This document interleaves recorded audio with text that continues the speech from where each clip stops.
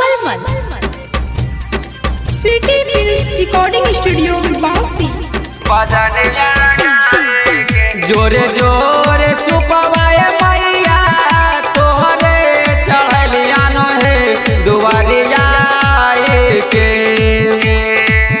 जोरे जोरे सुपवाए मैया तोहरे चढ़लिया न है दुआरिया के। किसे बका करे छै गोहरिया गे भजनिया गाए के। किसे बका करे छै गोहरिया गे भजनिया गाए के। किसे बका करे छै गोहरिया गे भजनिया गाए के। प्रेम से बोलो सूरज गोसाई की। का नाम होता है? का नाम होता है?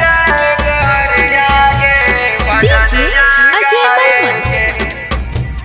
Sweety films recording studio Bansi.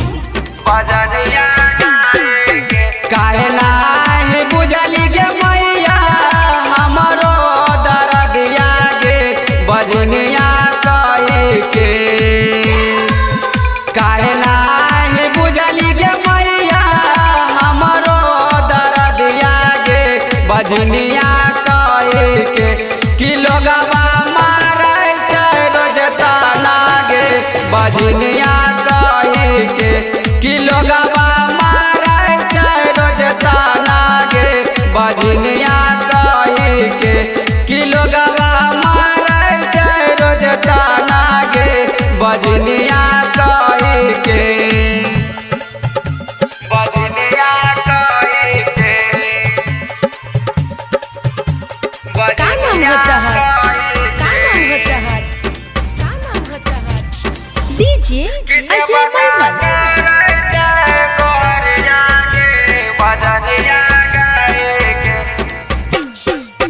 सबकार आंगन माये मैया खेलै छै बलकवा गे कि हमारे आंगन माना।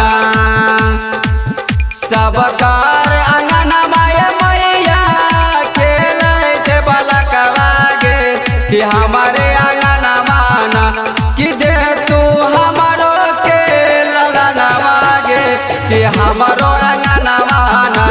कि दे तू हमारो के ललनवा गे कि हमारो आंगन माना।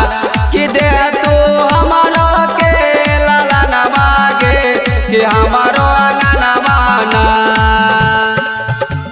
प्रेम से बोलो सूरज गोसाई की। का नाम होता है? का नाम होता है? Sweety films recording studio Bansi. Ajay मलमल।